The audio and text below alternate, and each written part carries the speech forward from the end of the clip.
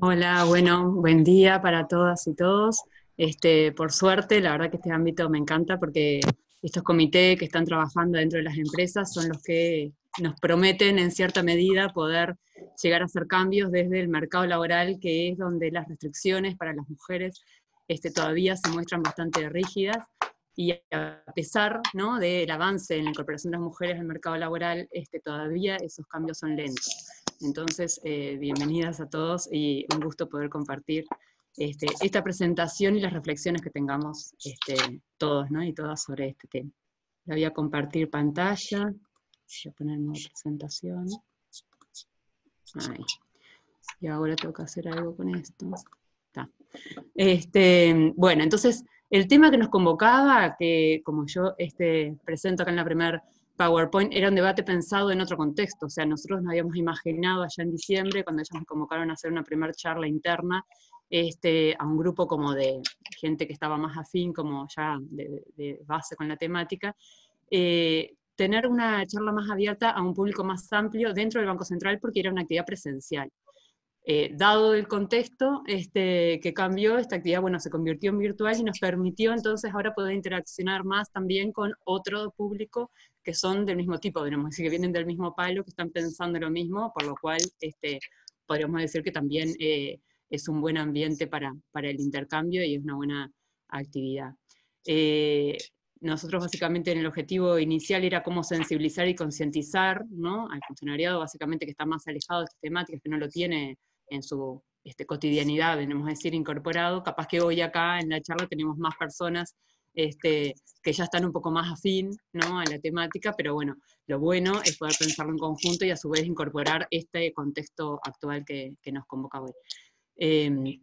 Y básicamente todo el tema venía sobre el tema de la corresponsabilidad en los cuidados, ¿no? Ustedes muchos saben, o otros se podrán ir enterando, yo también hago una presentación, les voy a citar alguna bibliografía que puede servir, pero sobre todo para los que son de afuera, no vamos a decir, de otros países que no hayan podido todavía consultar, porque Uruguay ha sido visto como un faro, nos decían en la región, las compañeras de ONU Mujeres, sobre el tema de los cuidados, ese tema de cuidados, pero en temas de medidas de corresponsabilidad en los cuidados creo que es en lo que avanzamos menos en términos relativos, quiero decir, pero todo está en fase de avance, tenemos que decir, o sea, recién hubo una primera etapa de plan e implementación de un sistema de cuidados, todavía no podemos decir que esté todo desplegado y desarrollado, pero en esta primera etapa, para mí, este tema de las medidas de corresponsabilidad en los cuidados han venido, por lo menos para el mercado laboral, en general más lentas, y para los grupos de negociación colectiva también un poco más lentos. O sea, hubo un mayor empuje en la última ronda, también por una iniciativa ahí del PIT-CNT buena en proponer una plataforma que incluía estas medidas, pero podríamos decir que, bueno, como todo, precisa como un empuje actual. Lo que creo que a su vez esta situación actual puso de relieve el tema y hizo que, bueno, en mi caso, por ejemplo, personal, me viera convocada casi que semanalmente, y hasta me llegó a pasar en tener 2 charlas en un mismo día, sobre este tema, porque nada menos que esta pandemia nos hizo ver y visualizar el tema al poner ambos esferas que hasta ahora los veíamos en conflicto en un mismo lugar, o sea, los cuidados que se aumentaban y el trabajo que teníamos que pasar a hacerlo en el mismo lugar donde teníamos que a su vez cuidar de quienes tampoco estaban pudiendo hacer uso de los servicios que podríamos ver como sustitutos o complementarios a los cuidados. Entonces, algo así, decía yo, como que se visualizó que cuidar y trabajar al mismo tiempo es imposible, y que el mundo laboral no está organizado para facilitar esa conciliación. O sea, el mundo laboral parte, ¿no?, de un modelo, que es de lo que vamos a hablar ahora, donde las responsabilidades se distribuyen en forma distinta entre varones y mujeres, básicamente. Entonces, para poner de vuelta como punto de partida, porque muchas veces escuchamos hablar de género y vemos género vinculado a temas de violencia, a temas de participación política, a temas bueno, laborales, brecha salarial, segregación ocupacional, pero a veces como que nos falta decir, bueno, pero ¿y todo eso a qué refiere? Todo refiere a lo mismo, tiene que ver con estas relaciones desiguales de poder, por eso las desigualdades de género hablan de relaciones desiguales de poder que se gestan en esa división sexual del trabajo. Y esa división sexual del trabajo, básicamente, a lo que refiere es a un reparto desigual de tareas, responsabilidades entre las tareas domésticas y de cuidados, que le llamamos trabajo no remunerado, y el trabajo para el mercado, lo que se hace como en el ámbito del trabajo remunerado. ¿sí? Que es el que en general ha sido visualizado, tenemos que decir, ¿no? El que a todos nos preocupa saber cómo se regulan esas jornadas, etcétera, pero no nos preocupamos mucho por saber cómo se adecúan en los hogares las jornadas también de cuidados para conciliar con esas jornadas de trabajo. Entonces, un avance importante, por lo cual cada vez más está siendo reconocido por los organismos internacionales, es que en la conferencia, por ejemplo, de estadísticas del 2008, se reconoció este trabajo no remunerado como trabajo, o sea, se avanzó, fue un paso sustancial, en poder decir que, bueno, que hablamos de tiempos de trabajo, ¿no? Que en total suman lo que es el tiempo total de trabajo, ¿no? Y que ambos son trabajos. Entonces, las estadísticas que muchos de ustedes ya conocen, que es lo que nos dice la encuesta Uso del Tiempo, esto es del 2013, pero bueno, esperemos poder hacer alguna encuesta nueva. Justo en una webinar que estuvo Daniel Radillo, que lo invitó a mujeres, mencionó el tema de medir el uso del tiempo. Espero que sea un camino a seguir para los próximos años, porque Uruguay ya está retrasado en hacer una nueva encuesta. Ya tenemos una encuesta que hace 7 años. Pero lo que nos mostraba era claramente esta doble jornada, ¿no? Entre el trabajo remunerado y no remunerado en el caso de las mujeres, y una jornada, ¿no?, más centrada en el trabajo remunerado en el caso de los hombres. Y esto, hay distintos informes que sostenemos, si a alguno le puede interesar, pero si uno lo separa por jornada laboral, también en el caso de los hombres no cambia mucho el tiempo que les tiene el trabajo no remunerado. Trabajen menos de 20, entre 20 y 30, más de 30, o sea, con la jornada laboral que sea, ¿no? El tiempo dedicado al trabajo no remunerado es más o menos igual, cosa que no pasa en las mujeres, y bueno, y la carga total de trabajo para las mujeres es mayor, y claramente eso va a condicionar su inserción en el mercado laboral. Este gráfico, tal vez también ya lo conocen, pero básicamente lo que busca mostrar es que a su vez esto también se verifica entre varones y mujeres de distintos estratos socioeconómicos. O sea, si hablamos de los estratos más bajos, que son el quintil 1, el estrato medio, el quintil 3, o el estrato alto, que es el quintil 5, en todos los casos las mujeres realizan jornadas diarias, acá está medido en promedio de horas del día, siempre mayores, ¿no? Y esta diferencia se empieza a notar a partir de los 20 años, como dice ahí, en algunas empiezan antes porque empiezan a tener hijos más jóvenes, pero en todas, ¿no?, hay una diferencia significativa con los varones, y los varones, no importando el quintil, siempre la dedicación es más o menos similar. Y eso claramente que se justifica por la dedicación, o sea, por la contratación de servicios, ¿no? En el caso de las mujeres de los quintiles más altos, tienden en los hogares a contratarse servicios de cuidado para que se puedan insertar en una jornada laboral completa, que es lo que apunta, ¿no?, generalmente el mercado laboral, a valorar la inserción laboral completa.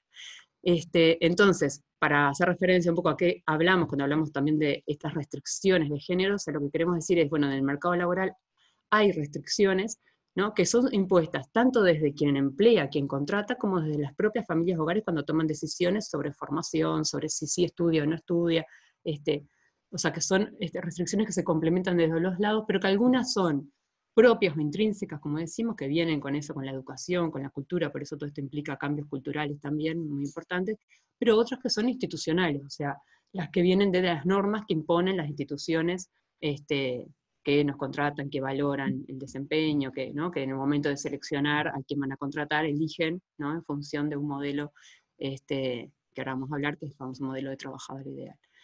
Entonces, esta división sexual de trabajo básicamente tiene efectos en el menor acceso al mercado laboral de las mujeres, que se acceden en peores condiciones, tanto de salario como de calidad del empleo, que tienen trayectorias laborales intermitentes, muchas de ellas en los momentos en que requieren cuidar, ¿no?, se retiran del mercado laboral y vuelven años después, y eso hay mediciones también del Instituto de Economía que muestra que les reduce, ¿no?, su ingreso, su nivel de ingreso cuando se reinsertan por una pérdida que hicieron por estar ausentes en el mercado laboral.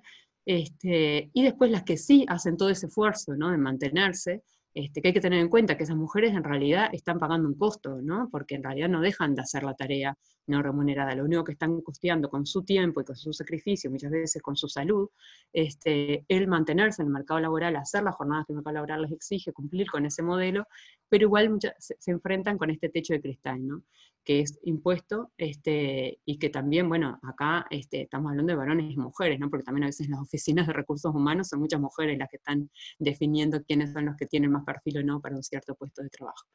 Y bueno, y la segregación ocupacional que básicamente se da también por esto que decíamos de los dos lados, ¿no?, de que lo que uno se forma, pero no es solo una decisión sobre segregación educativa, o sea, no es una explicación que solo se da por la segregación educativa, la segregación ocupacional, sino que también tiene que ver con quién contrata, ¿no? Y qué oportunidades se le generan para las mujeres y los varones dentro de una empresa o dentro de un sector. Por eso yo diría que no es posible decir que haya algún sector de actividad que sea neutro al género, o acá no hay problemas de diferencias de género, en todos hay.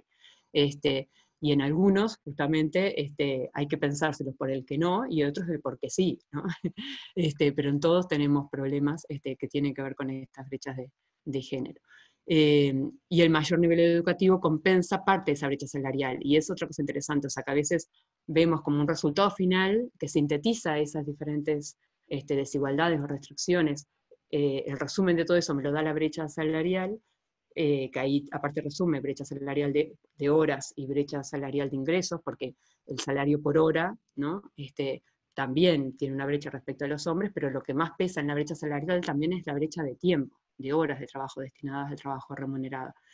Y esa brecha salarial por hora está compensada en parte por el mayor nivel educativo de las mujeres. O sea, efectivamente, cuando uno desagrega la brecha por nivel educativo, encuentra que las mujeres de nivel terciario son las que tienen la brecha salarial más alta, ¿no? O sea que también cuando uno investiga ahí adentro encuentra que hay cosas que las mujeres no logran, ¿no? Avanzar, muchas veces en los doctorados, en los postdoctorados, en cumplir con todas las exigencias que tienen. Y acá estamos hablando no solo de empresas e instituciones, también estamos hablando de la Universidad de la República, por decirlo, o de las universidades en general, o de los centros de formación. O sea, en todos lados, en todas las instituciones tenemos factores que están generando estas brechas. Y bueno, y ello, por eso hoy por hoy también este modelo está ingresando en la Universidad de la República, y por eso también se está ingresando no solo en el sector público, sino también buscando en el sector privado. Entonces, esas restricciones, esas estructuras de restricción, como le llaman ahí la CABIR, son las que nos encorsetan, ¿no? Y de las que tenemos que tratar de desligarnos, o sea, y aprovechar esta coyuntura actual para decir, bueno, a ver, ¿cómo hacemos para que esto que estamos viendo hoy, que todos lo hemos podido ver y vivir, porque hasta fue una forma como de sufrirlo en carne propia, debemos decir, por parte de los hombres también, cómo nos transforma para el futuro, ¿no? Y cómo nos transforma para esa famosa nueva normalidad que se está hablando. Entonces, las restricciones de género refieren a un mercado laboral que concibe, ¿no? Entonces premia, ¿no? El no hacerse cargo de sus responsabilidades, cuando es algo que no deberíamos premiar, debemos decir, sino que todo lo contrario. No hay servicios públicos o licencias pensadas para cubrir, ¿no? Ese trabajo que hay que hacerlo en paralelo a la jornada laboral, ¿no? Si uno quiere que el trabajador tenga jornadas flexibles, jornadas rotativas, y que puedan decidir la empresa cuando, ¿no? Viene a realizar la tarea semana a semana, bueno, cómo eso se compensa con la solución de los cuidados de las personas dependientes o de los niños y niñas del hogar. El sector empleador, a su vez, bueno, no provee estos servicios porque tampoco fue pensado como para que tuviera que hacerse cargo de, pero sí podría, y están en muchos casos haciéndolo, debemos decir, ya lo venían haciendo muchos otros, pero muchos están empezando ahora a implementar servicios de cuidado, prestaciones para los cuidados como licencias, etc. Y bueno, y después está la cultura, que eso es otra cosa que hay que cambiar, porque como vimos en Uruguay, con todas las evaluaciones que se han hecho del uso de las licencias parentales y de subsidio para cuidados, claramente por más que el derecho exista, después no necesariamente lo adoptan, ¿no? Los varones, y esto tiene que ver con también restricciones institucionales que hacen que no necesariamente el hombre tiene derecho al uso siempre de este subsidio, sino que hay condiciones para tener derecho al uso de ese subsidio, sino también porque, bueno, porque en la cultura, ¿no? Esa cultura machista de pensar que en realidad es mejor que lo use la mujer. Ahí hay otros temas que yo estoy hablando, pasando muy por arriba, que los vamos a ir trabajando después en otras instancias más tranquilamente, pero que tiene que ver con otras cuestiones que hacen a la maternidad y a los primeros meses del recién nacido. Gráficamente, yo esta imagen una vez cuando la vi dije, bueno, acá capaz que ayuda a entender, ¿no? Lo que estamos buscando es que, más allá de todas las primeras luchas feministas que eran por la igualdad en la ley, ¿no? Que sería como el primer recuadro, decir, bueno, ¿cómo hacemos para que todos tengamos igualdad en el derecho a uso, al acceder al empleo, el derecho al voto, el derecho, ¿no? A tantas cosas? Eso no basta, porque en realidad tenemos otras desigualdades, ¿no? Que a veces es necesario acompañarlos con medidas de acción afirmativa, o sea, hay que compensar desigualdades. Pero eso tampoco resuelve el problema de las restricciones, o sea, por más que uno fomente políticas de empleo para las mujeres de bajos ingresos, y que busque para, ¿no? En el momento, como hacía INEFOC, en el momento, bueno, durante la formación de esas mujeres, vamos a darles servicios de cuidado, venía a formarse, sí, pero y después, cuando van al mercado laboral, ¿quién, no? Se hace cargo de la jornada que ellas deberían de, o de responder a esas necesidades que tiene el mercado laboral a veces de esas jornadas flexibles, jornadas rotativas, estar a disposición, como decían una vez en este trabajo, bueno, tenemos cupos para mujeres y no se anotan, y las restricciones que tienen que estar a demanda, ¿no? Bueno, cómo resuelven los cuidados, ¿no? A demanda. Entonces lo que tenemos que hacer es derribar, ¿no? Que sería la última, el objetivo, derribar esas restricciones para que todos podamos acceder en igualdad de condiciones. Entonces, para ir mostrando ya las políticas, ¿no? Que se piensan para esto, básicamente para promover la corresponsabilidad social y de género en los cuidados, tenemos que reconocer ese trabajo no remunerado, o sea, primero reconocerlo, que es un trabajo que hay que hacerlo, y para eso hay que valorarlo tanto porque si se hace en el hogar, ¿no? En forma no remunerada, uno reconoce, ¿no? Ese tiempo y bueno, se puede hacer unas compensaciones como existe en el sistema de seguridad social, se puede también cuando se hace en forma remunerada valorarlo porque se le pague bien, ¿no? Quien hace esa tarea, tanto quien cuida, personas dependientes, quienes hacen el trabajo doméstico, etcétera. Donde también ahí hubieron avances importantes en Uruguay, y también reconocerlo en las cuentas nacionales. Por ejemplo, ahí en un momento tuvimos en contacto con el Banco Central, bueno, cómo este trabajo que tiene un valor económico, que yo misma he valorizado, puede formar parte, ¿no? De un sistema de cuentas satélites que nos den cuenta, ¿no? De qué pasa en los momentos de crisis, esto que está pasando ahora. Bueno, es un trabajo que, según también la provisión o no de servicios en el mercado, va a cambiar y va a fluctuar, y nos cambia, ¿no? O sea, cuanto más oferta de servicios haya, probablemente haya cuantos más lo pueden usar, ¿no? Si es accesible más aún, y entonces eso también puede llevar a que, ¿no? A otros efectos, de que las mujeres puedan ingresar al mercado laboral, hagan mejores contribuciones a la seguridad social, tengamos más aportes de seguridad social y se puedan jubilar mejor en el futuro, no tengan que depender de pensiones. O sea, hay como todo un encadenamiento de efectos que siempre deberían de estar en los modelos también económicos que se usan para valorizar estas políticas. Reducir ese trabajo, ese tiempo, claramente es necesario porque es mucho, ¿no? El tiempo que requieren los cuidados, es un cuidado directo, con mucha demanda, y que no es prescindible, debemos decir, no podemos dejar de cuidar. Entonces acá los apoyos pueden venir del Estado, de las empresas, de los sindicatos. En Uruguay los sindicatos tienen mucha incidencia, por eso en otros países no se habla tanto, o sea, hablamos del voluntariado en general, pero bueno, creo que acá los sindicatos tienen un papel muy importante en Uruguay. Y después redistribuir, ¿no? Esto seguro, siempre hay que pensar que para que sea de género, la medida tiene que ser redistribuida entre varones y mujeres, no seguir viendo a las mujeres como las que se hacen cargo de los cuidados. Entonces, si las mujeres tienen hijos, les permitimos tales cosas, les damos licencias si tienen dependientes, ¿no? Y a los varones les seguimos dejando, ¿no? Que, o no permitiendo también, ¿no? Que se hagan cargo de esos cuidados cuando quieren hacerlo. Entonces, bueno, para eso también hay que hacer las campañas, como decíamos hoy, de campo cultural. Acá les esto, por ejemplo, una publicación que salió en diciembre del año pasado con ONU Mujeres Uruguay, que fue básicamente esta idea de pensar el Sistema Nacional de Cuidados, cómo promueve el empoderamiento económico de las mujeres, y nos basamos en estas 3R para ir mostrando cómo distintas medidas, no solo las que implementaban desde la instalación del sistema de cuidados, sino también algunas previas, podían estar contribuyendo y qué cosas todavía eran desafíos pendientes. Entonces, todo este tema que venimos hablando de la corresponsabilidad, nosotros decimos vamos allá de la conciliación, y acá siempre hubo un tema en disputas entre las feministas, y hablamos de corresponsabilidad, de conciliación, pero en realidad, sobre todo porque sabía que iba a haber también compañeras de España acompañando la charla, toda esta discusión sobre la conciliación que surge, porque efectivamente había que reconciliar dos áreas que estaban en disputa, que era el trabajo y la familia, se fue transformando, dado justamente la evidencia que España nos mostraba, con estudios de Judith Estelarra en el 2009, donde decían que en realidad las medidas de conciliación lo único que estaban haciendo era facilitándole a las mujeres ingresar al mercado laboral, pero no estaban haciendo nada en términos de redistribución de ese trabajo. Entonces por eso se pasa, ¿no? Primero a hablar políticas de conciliación con corresponsabilidad social, y después ir de hecho a políticas de corresponsabilidad social y de género en los cuidados. Quería mencionarlo porque como justamente tenemos compañeras de distintos orígenes, para aclarar de qué estamos hablando. Y otro tema importante que también parecía compartir era esto de que el trabajo no remunerado, como dijimos hoy, es todo ese trabajo que se hace en el ámbito del hogar, que está el trabajo doméstico, pero también está el trabajo de cuidado de las personas. Pero que básicamente, cuando en Uruguay, cuando se hace la medición de uso del tiempo, se mide todo. Pero, por ejemplo, en Uruguay, cuando se implementa el sistema de cuidados, en la ley solo se está prestando atención al cuidado de personas de hasta 12 años o en situación de dependencia.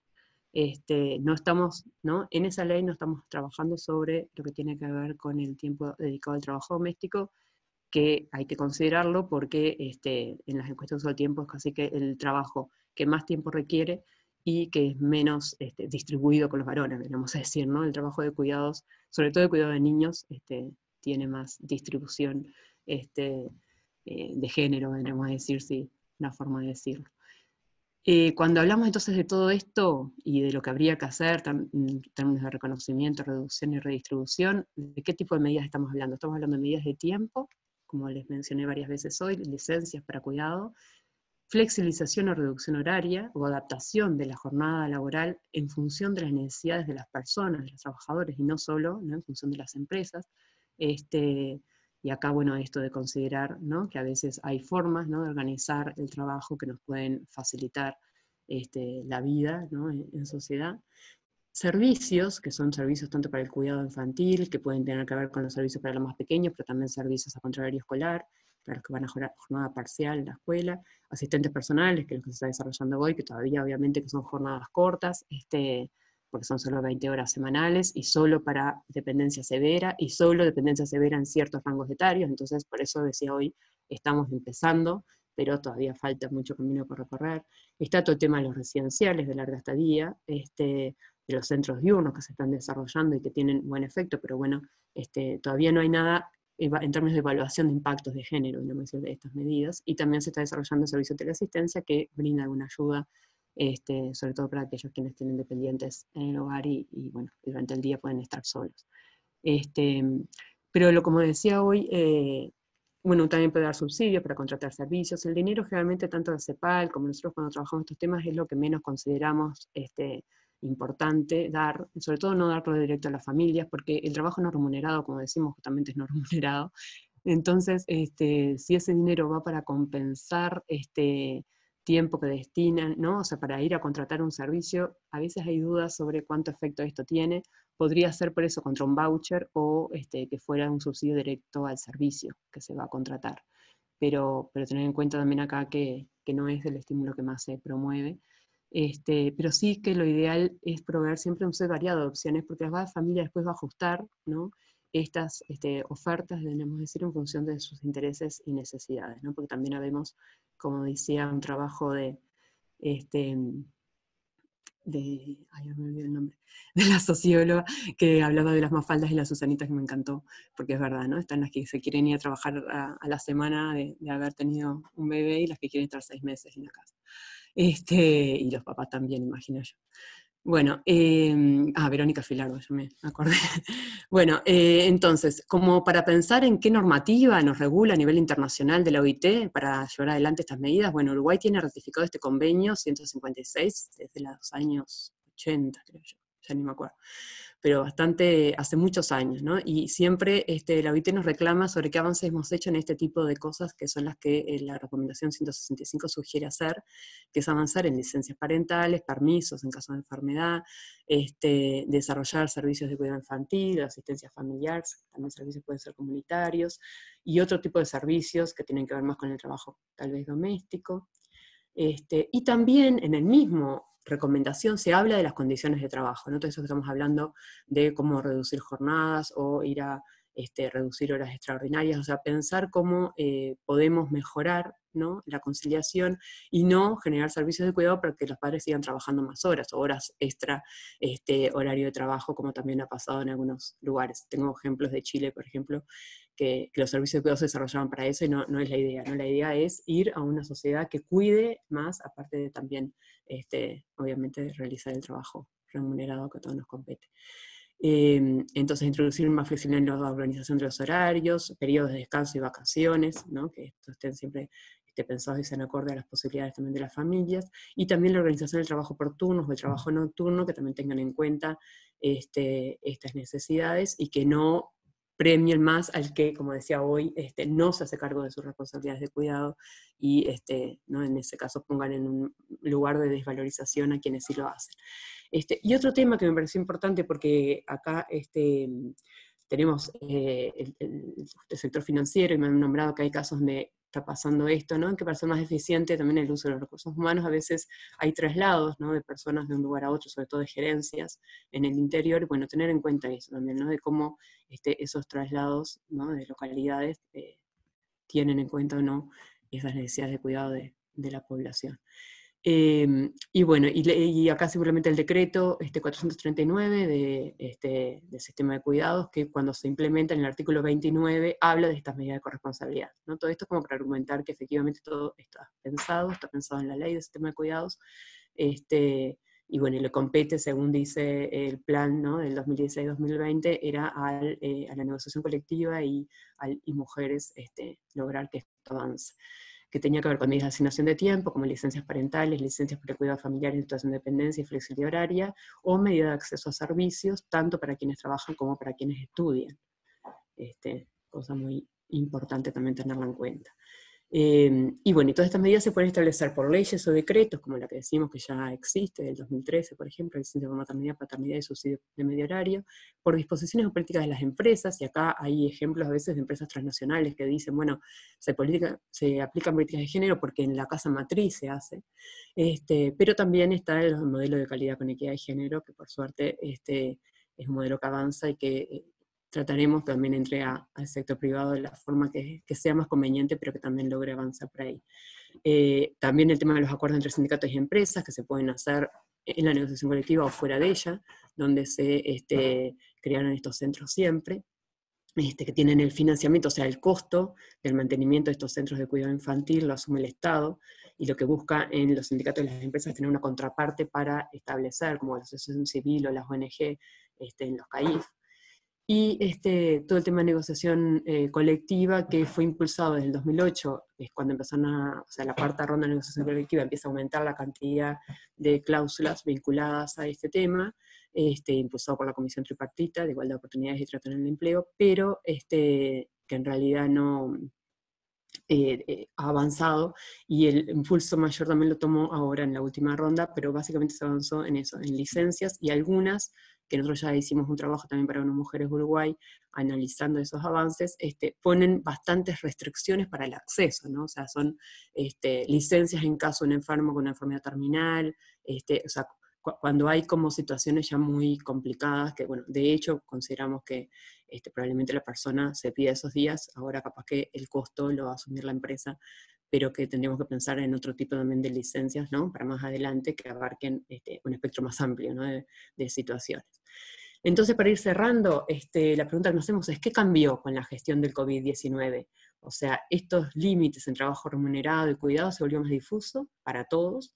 Las medidas adoptadas, tanto cierre de centros como de cuidados y aislamiento social, aumentaron el tiempo que había que dedicar a los cuidados, porque en algunos casos, ahora vamos a ver, también redujeron las ayudas externas, ¿no? Que tenían esos hogares para los cuidados, no solo los servicios, sino las ayudas externas en el hogar.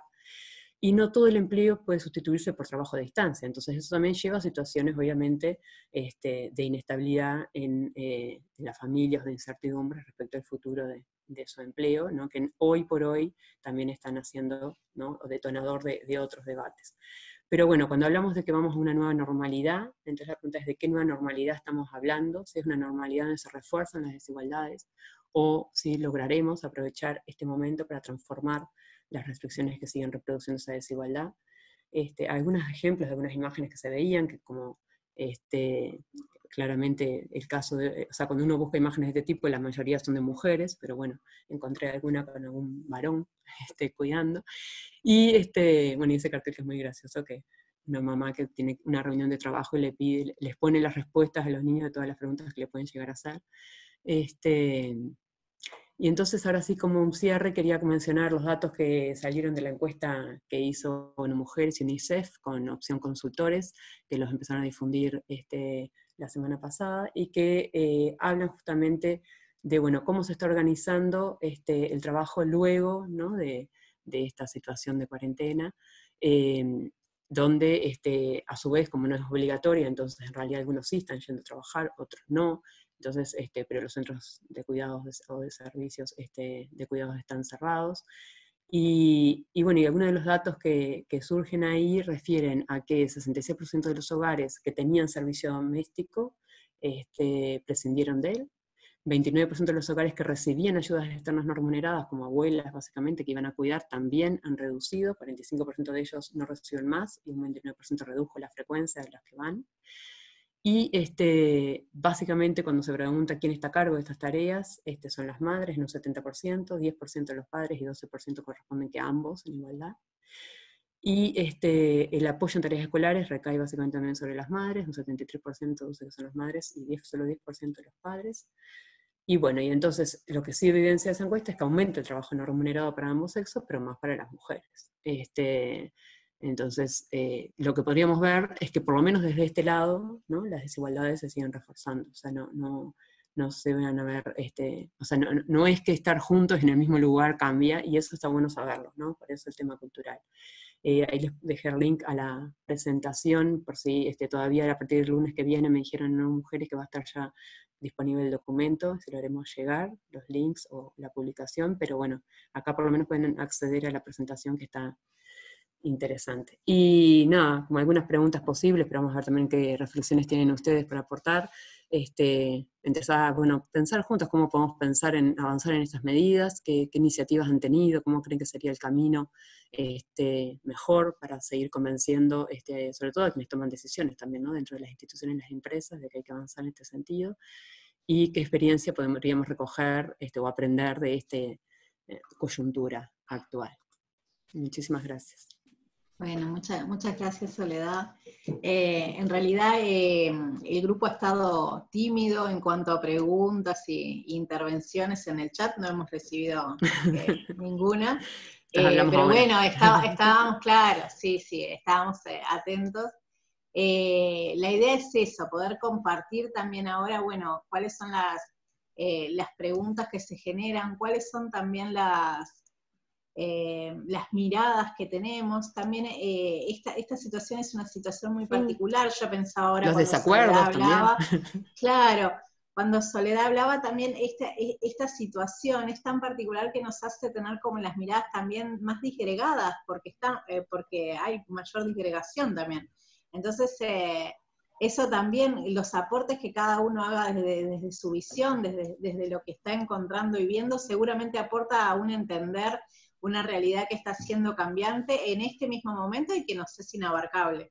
Entonces, cada uno de las miradas y cada uno de los aportes hacen a ir construyendo como una visión de la realidad que nos permita como trabajarla mejor, ¿no? Digo, como asirla mejor. Así que bueno, los invitamos por el chat, también estaría los bueno, invitamos para que levanten la mano también, quienes se animen a poder intervenir. También está presente Magdalena en esto que vos planteabas al final de la charla, también si ella nos quiere contar, ahí va, si ella nos quiere contar algo más, también. Ahí está Magdalena. Hola Claudia, hola Soledad. Hola. Compartir y ser parte de esta actividad del Banco Central, además que fui pasante como economista del Banco Central del Uruguay.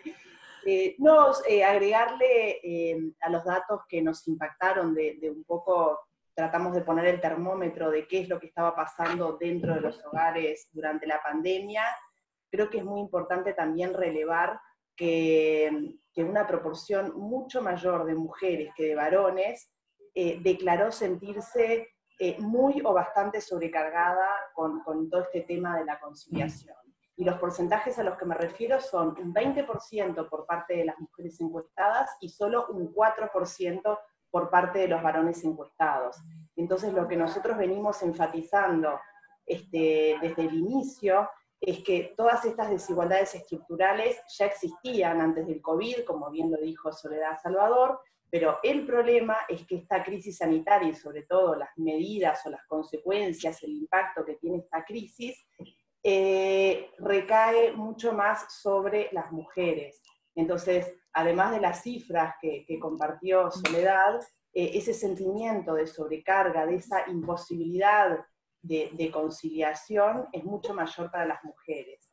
Y por último, el último comentario, desde ONU Mujeres habíamos hecho un relevamiento sobre la situación del mercado laboral y del empoderamiento económico de las mujeres para toda América Latina y el Caribe en el año 2017, que el documento se llama Transformar las economías para garantizar los derechos de las mujeres.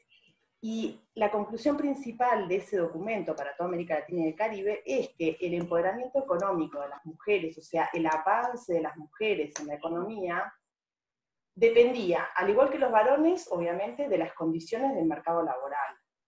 Pero la diferencia es que para los varones solo depende de eso. En cambio, para las mujeres depende de eso y además de las dinámicas familiares. Entonces, ante cambios en las dinámicas familiares o situaciones de crisis como esta, por lo general, la trayectoria laboral de los varones se ve bastante estable o bastante incambiada. En cambio, las dinámicas laborales de las mujeres se ven absolutamente modificadas. Por supuesto que en esta crisis cayó el nivel de actividad y el nivel de ocupación de todos los trabajadores, pero cayó mucho más para las mujeres.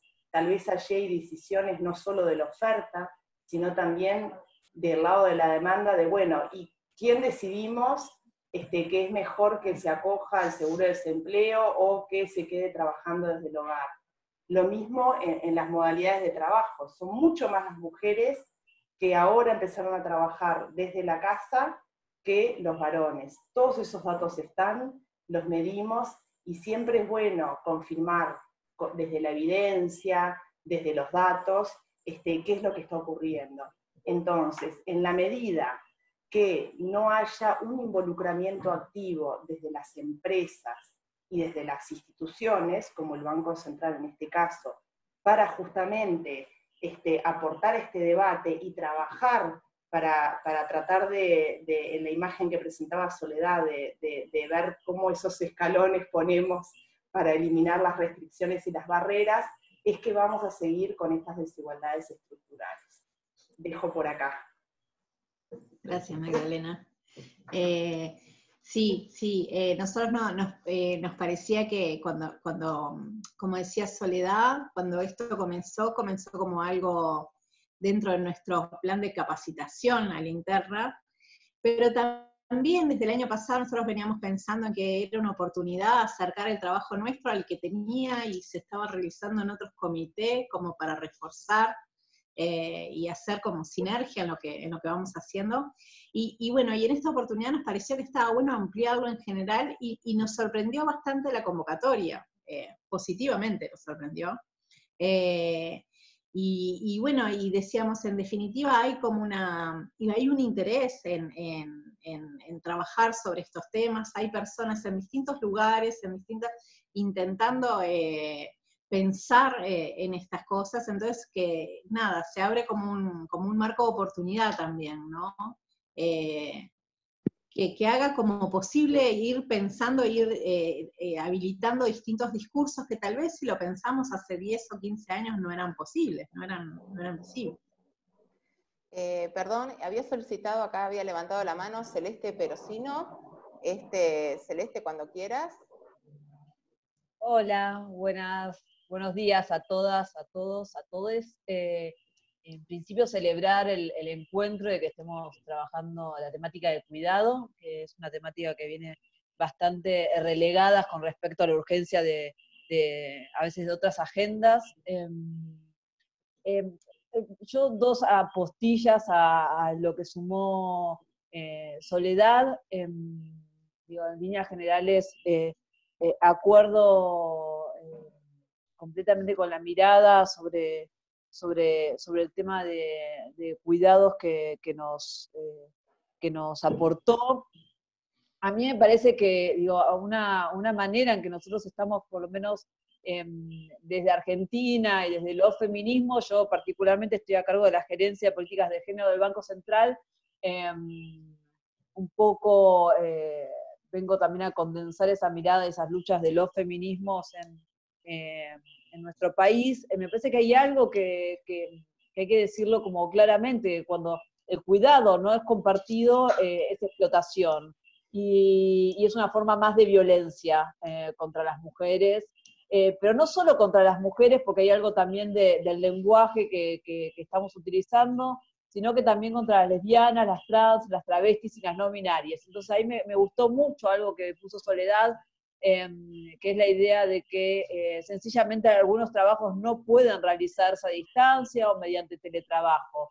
Y ahí me parece ahí una cuestión de las trayectorias laborales, por lo menos en nuestro país, que todavía, digamos, hay colectivos que son estructuralmente discriminados, están el 90% fuera del mercado laboral formal, que son el colectivo trans, travestis, transgéneros, y entonces ahí, bueno, pensar, digamos, cómo, digamos, en un contexto de pandemia, esa violencia y discriminación estructural de determinados colectivos no están siendo tramitados ni puestos en escena, ¿no? Entonces a mí me parece que cuando hablamos de cuidados tenemos que romper también con esta idea como muy binaria de la familia heteronormativa y de la distribución de tareas entre varones y mujeres, sino que también tenemos que dar cuenta que hay compañeras lesbianas, trans y travestis que también realizan esas tareas y que en el contexto de pandemia ven profundizada su precarización y su explotación porque tienen muchísima más tarea para realizar en esos sentidos, ¿no? Entonces a mí me parece que, digo, hay algo para sumar a esta agenda de los cuidados, que es poder dar cuenta de cómo también otras identidades de género, más allá del varón y la mujer, digamos, también interceptan y hacen y forman parte de esa agenda. Muchas gracias. Gracias. No sé si había alguien más, que en el chat no encontramos a nadie más pidiendo la palabra, pero capaz alguien ahí más para aportarnos. María Laura Pintos. Ah, buenísimo, Laura. Hola, ¿qué tal? ¿Me escuchan? Hola, ¿Sí? Laura. ¿Sí? Sí, adelante. Sí. Sí. Ahí va. No, en realidad, bueno, por la charla, porque estuvo muy, muy buena, muy ilustrativa y muy esclarecedora de muchos puntos.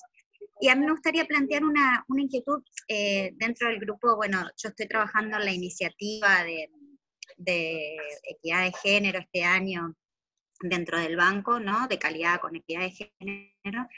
Y hay un subgrupo que estamos trabajando el tema de la corresponsabilidad.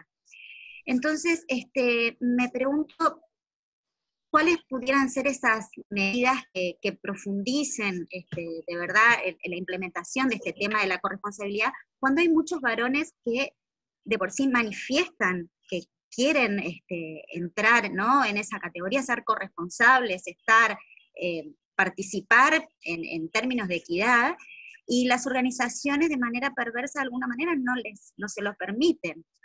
Entonces, hay un problema, ¿no? ¿Y cuáles podrían ser esas medidas que vengan como a derribar los muros? Porque me quedé mucho con la imagen de las 3 diapositivas, ¿no? Como los 3 escaloncitos a la misma altura, los escalones a diferentes alturas para salvar, bueno, las inequidades, y después cuando se hablaba de romper las barreras, de tirar las barreras. ¿Cuáles podrían ser esas medidas que profundicen eso, que las barreras desaparezcan?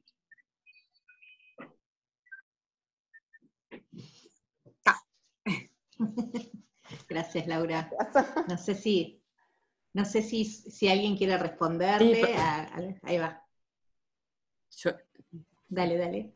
No, por eso yo te puedo tirar una idea. Algo que estaba pensando, por eso cuando tú hablabas, que era justamente el punto, ¿no?, de la reunión de hoy, es eso, ¿no? Cómo por un lado contemplar también que haya hogares, como decía hoy, que puedan tener distintas formas de organización, que pueden ser por eso parejas, como decía, heterosexuales, pueden ser homosexuales, o sea, hay distintas formas de organización después del hogar, pueden ser monoparentales, femeninos, masculinos. En muchos sectores, por ejemplo, a mí me llamó la atención cuando empecé a ver medidas de corresponsabilidad en los cuidados en sectores altamente masculinizados, y en realidad me decían que muchas veces también los papás cuando están separados, venimos a decir, tienen unos días sus hijos a cargo, ¿no?, en esa modalidad, no la que promueve el sistema judicial, que es que la mamá se haga cargo toda la semana y el fin de semana cuando el papá no está trabajando vaya con el padre, sino en la modalidad más moderna, que es que los papás se parten la semana. Y bueno, y hay hombres que también están reclamando por eso medidas de corresponsabilidad en algunos de estos sectores, lo cual está bueno. Pero yo lo que pensaría siempre es que para avanzar bueno, primero tenés que identificar las barreras, ¿no? Que esto que decían, tanto en lo que tiene que ver con los procesos de ascenso, vendríamos a decir, dentro de los procesos de ingreso también, las formas de organización de las jornadas, para identificar cuáles pueden ser esas necesidades o esas dificultades, y después ver en qué medida cuando hacemos políticas no hacemos discriminando, pensando en que a las mujeres les damos tales oportunidades porque, bueno, son las que tienen que conciliar, y a los hombres de última no les preguntamos si quieren o si pueden, o no los estimulamos a que lo hagan. Por ejemplo, ONU Mujeres Uruguay en marzo largó una como serie de medidas, ¿no? En lo que ellos trabajan en el programa Ganar Ganar con empresas, que era, bueno, qué cosas hacer dentro de las empresas, ¿no? Para dialogar con sus trabajadoras y trabajadores. Y una era esta, no solo identificar, ¿no?, las cargas de los cuidados, pero también identificarlo considerando mujeres y varones que pueden hacerse cargo de los cuidados, y que si no se están haciendo cargo, en realidad, ¿cómo podemos alentarlos a que lo hagan? O sea, habilitarles a pensar que eso también es tarea de ellos, ¿no? En el hecho de decir, bueno, pero vos tenés niños chicos, ¿no tenés que cuidarlos? O sea, y esa respuesta no, porque lo hace mi mujer, que era la clásica, ¿no? La que nos dicen en las entrevistas, cuando les preguntamos, bueno, ¿y cómo resolvés vos el trabajo cuando tenés un niño enfermo? Y te dicen, no, pasa que mi mujer es más fácil. Ella arregla más fácil con la empresa. Sí, arregla más fácil porque, ¿no?, todo el sistema está montado para reproducir esa desigualdad, pero en realidad, no solo, como decías tú, pueden haber varones que quieran, sino otros que está bueno generarles la inquietud de que eso es su responsabilidad también hacerlo. Entonces, para mí es como un diálogo que tiene que ir de los dos lados. El institucional, más de pensarse hacia adentro, que es lo que hace este modelo, o sea, de cuestionar, bueno, a ver, cómo organizamos el trabajo y de qué forma, con esa forma de organización, estamos dejando afuera a personas por tener responsabilidades de cuidado, o sea, le estamos haciendo como perder, ¿no?, avances en carrera, etcétera. Es muy común también en todas las instituciones públicas también, que te digan las mujeres, bueno, yo en realidad me quedé acá porque para mí era más fácil conciliar desde acá, este puesto, no sé, en una institución pública, porque mi marido se hizo carrera. Ahora, después nos separamos, cuando los niños ya eran grandes, y bueno, está. Digo porque todo eso después se refleja, ¿no?, en cómo les va más adelante.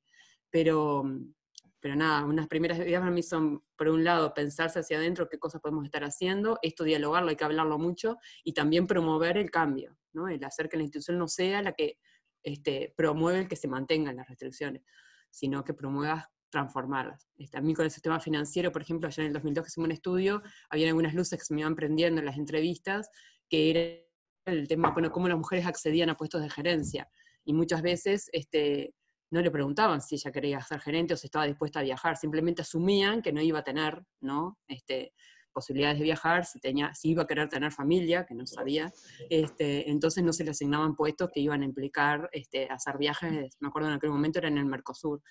Pero era toda una asunción previa de preconceptos, ¿no?, de estereotipos de género asumidos por quienes estaban definiendo los mejores perfiles para los cargos.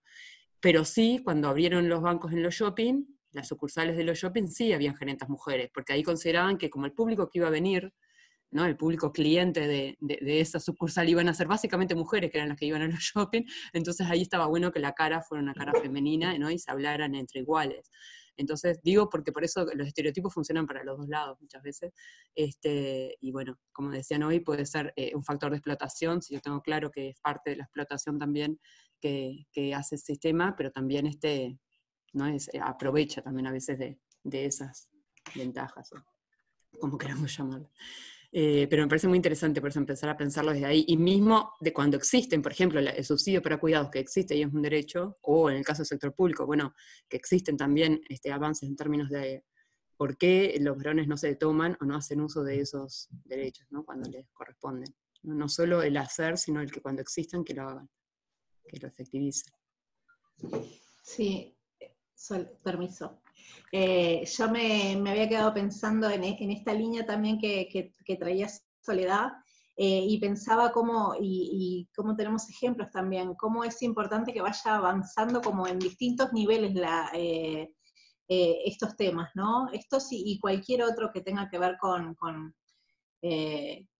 género principalmente, ¿no? Porque pensaba, nosotros podemos trabajar para poder tener una ley que genere como mayores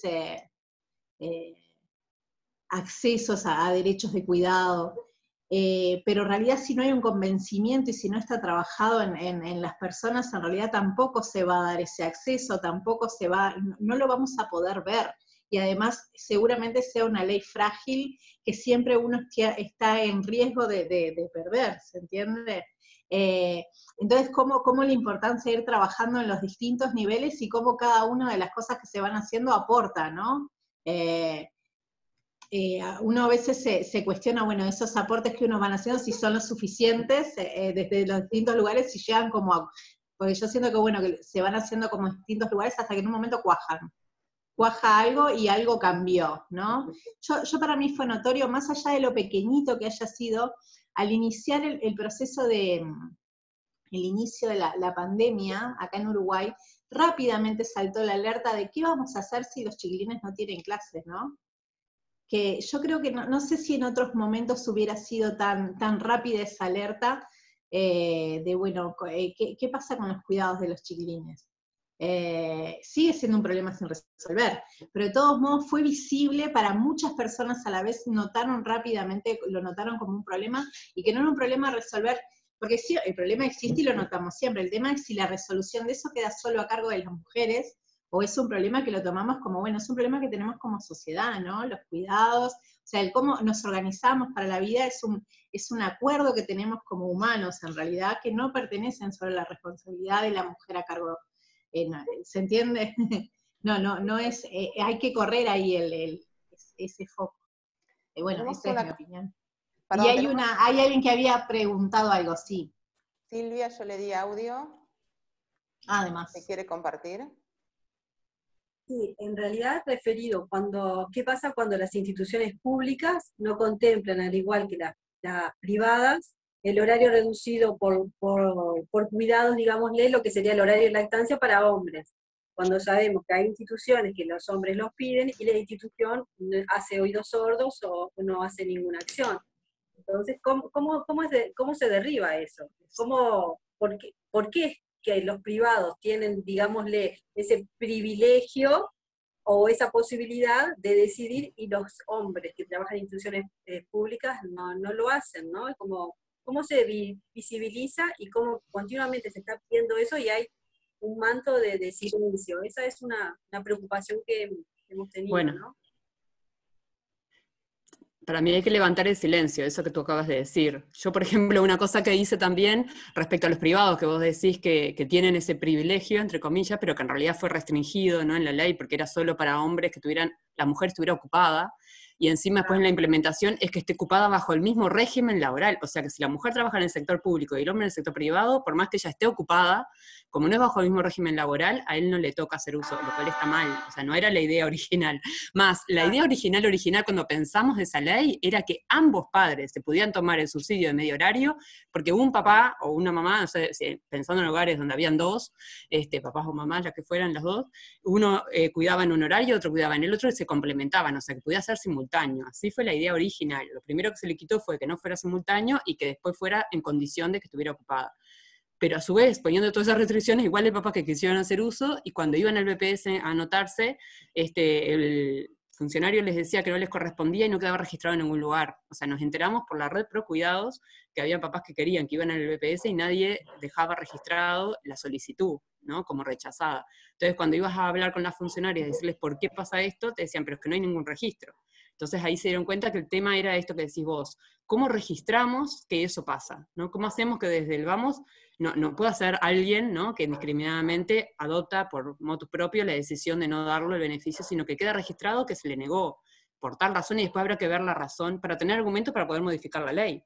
Porque ahora existía ya en el periodo pasado una propuesta para modificar todas esas restricciones institucionales que le llamamos en la legislación para habilitar el uso más igualitario, pero no se lograron todavía implementar, y nosotros estamos ahora en un proyecto CECI que empieza ahora, tratando de trabajar en propuestas para mejorar este régimen de licencias, para algo, como decían hoy, también que se haga uso. El tema que decían es, bueno, decía Claudia, ¿cómo hacemos? Porque si en realidad después no lo van a usar.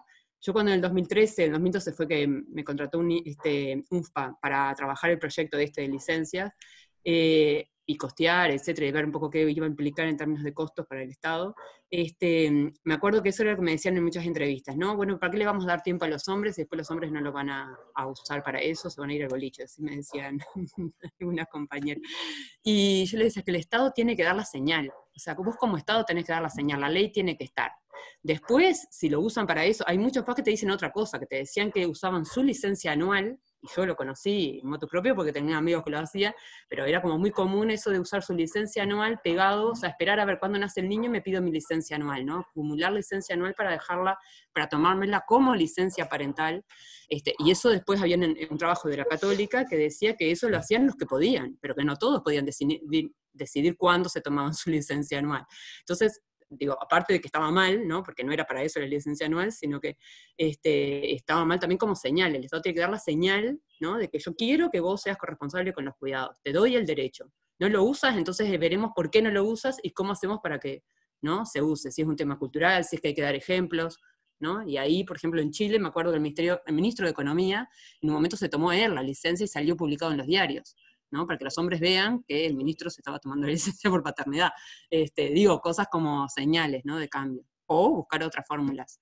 Hoy en Uruguay el argumento que se usa es que no le quieren quitar tiempo a la madre, ¿no? Entonces, porque son los primeros 6 meses, es la lactancia materna, toda esa historia. Bueno, entonces veamos, ¿no? Un modelo donde podamos ampliar, ¿no? El uso de ese beneficio para que el papá lo pueda usar, o que no le quite tiempo a la madre, cuando el hogar está conformado por 2, ¿no?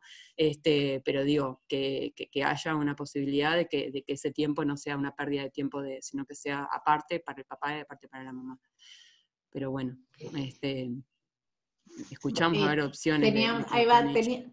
Teníamos desde el chat a Magdalena que tenía un aporte para hacer, creo que era del tema anterior, pero está bueno tomarlo. Bueno, no pasa nada. Y después capaz que le damos la palabra a Alfredo también para ya estamos en la hora, increíblemente. Sí, el dato que ponía Magdalena yo lo había mencionado. Acá en el chat. No sé, Magdalena, si querés contarnos lo que habías puesto o lo leemos nomás de lo que había puesto simplemente fue con el cierre de las escuelas para poder visibilizar en quién del hogar recayó más el tema de apoyar a los niños y niñas en las tareas, pero prefiero reaccionar ahora a lo que acaba de decir Soledad sobre la ley de subsidio que aprobó Uruguay en el año 2013, que hicimos una evaluación junto con Facultad de Ciencias Sociales de la implementación de esa ley en Uruguay en los primeros 5 años, del 2013 al 2018. Y encontramos que la percepción tanto de varones como de mujeres es que muchas veces no se conocía, o había falta de información, o había, había mitos sobre que se perdería ingresos si se tomaba ese subsidio, etcétera, etcétera, etcétera. Pero principalmente la mayor razón que esgrimían los varones de por qué no se tomaban en el sector privado ese subsidio era porque creían que era mejor que el bebé quedara al cuidado de su pareja. Esa fue la razón fundamental, pero, repito, había otras razones que eran como brechas de información o mitos de perder ingresos.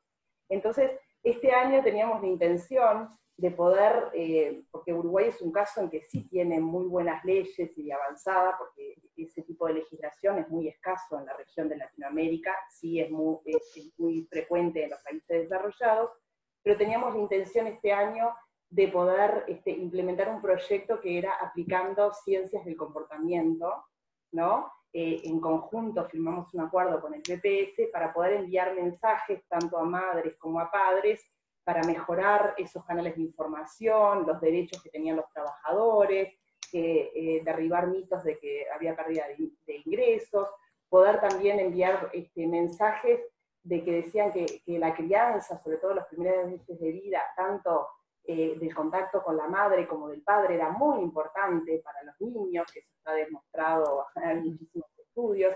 Entonces, ¿cómo a través de ciencias del comportamiento ver si podíamos alterar o modificar o cerrar un poco esa brecha que nos mostró que en los primeros 5 años de uso de esa ley, mientras el 70% de las mujeres se pidió ese subsidio, solo el 6% de los varones se lo pidió. Entonces era una brecha inmensa, o sea, está la ley, pero no se lo tomaban. Pero bueno, por todo esto de la pandemia tuvimos que postergar el acuerdo con el BPS por la sobrecarga actual, pero creo que estaría bueno también indagar por ese lado. Yo ahí quería un aporte chiquito, es que una cosa que se podría hacer ya es que no esté ligado el uso de subsidio a que termine la mamá su licencia por maternidad. Tendría que estar ligado a la licencia por paternidad del hombre. Es decir, uno quiere que el hombre asuma su responsabilidad como padre, en ese caso, tiene que ser él el que tiene el derecho a partir de que se terminó su licencia por paternidad. El que pueda, a partir de ahí puede hacer uso de su subsidio de cuidados del bebé, y de última estimular esto, ¿no? De que también el papá esté, cuando está la mamá, no importa que esté la mamá en la casa, podríamos decir, pero hay cosas ahí que hacen que reproducimos el modelo, ¿no? Queremos cambiar, pero seguimos reproduciendo la idea de que el papá es necesario solo si la mamá no está, ¿no? Es algo así como de imprescindible es la madre, y en la medida en que ya está, no es necesario que esté el papá.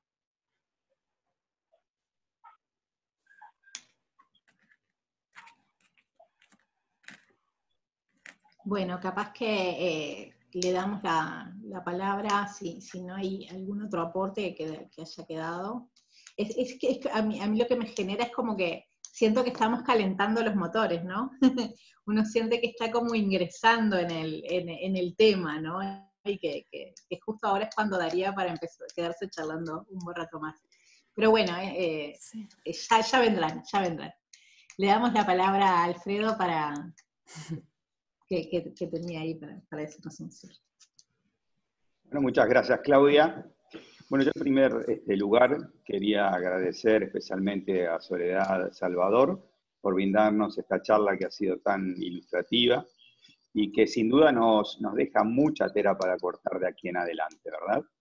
En nombre del Comité de Calidad con Equidad de Género, el Banco Central del Uruguay también agradece a todos y todas quienes participaron en este webinar. Y sinceramente, nosotros el año pasado, cuando accedimos a la certificación al nivel 2 en este modelo de calidad con equidad de género, nos planteamos cuál era el camino a seguir, y dentro de la planificación estratégica introdujimos una iniciativa que implicaba afirmar los conceptos sobre los cuales habíamos venido trabajando. Y en ese marco nos pareció sumamente interesante tratar de coordinar con otros organismos del Estado o internacionales, siendo un poco más abarcativos, todos estos conceptos, de manera de tratar de cambiar la cultura, incorporar estos conceptos, ¿verdad? Y dentro de las actividades que nos fijamos, fue comunicar a la interna y tratar de coordinar a la externa, ¿verdad? Sin duda que nos sorprendió esta coyuntura de emergencia sanitaria, y esto lo que hace es acelerar, ¿verdad?, todo nuestro trabajo.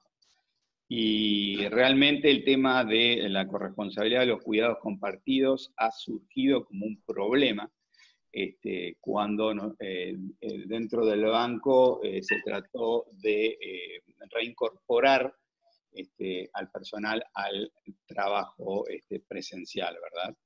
Es decir, todos estos conceptos que se han vertido acá no hacen más que reafirmar el compromiso que debemos tener a nivel de los modelos o de los trabajos que se están haciendo a todo nivel en cuanto a cambiar la cultura hacia la equidad de género en nuestras organizaciones. Así que digo, vuelvo a agradecer la participación de Soledad y del resto de las participantes en este foro, y quedamos a las órdenes. Creo que el trabajo conjunto para nosotros es una herramienta que va a ser fundamental para tratar de llegar a buen puerto en estas metas que nos hemos trazado. Así que, reitero, quedamos a las órdenes y muchas gracias por su participación. Muchas Bueno, gracias, Alfredo. Y Gracias. todas las instancias seguimos, nos seguiremos comunicando seguramente con esta red que ya estamos formando, vía correo, con las demás comunicaciones. Esto va a quedar disponible la charla, seguramente la grabación también. Les damos otra vez el agradecimiento y seguimos en contacto muy seguramente. Muchas gracias. Bárbaro, gracias a ustedes. Gracias a todos Interesante. y a todas.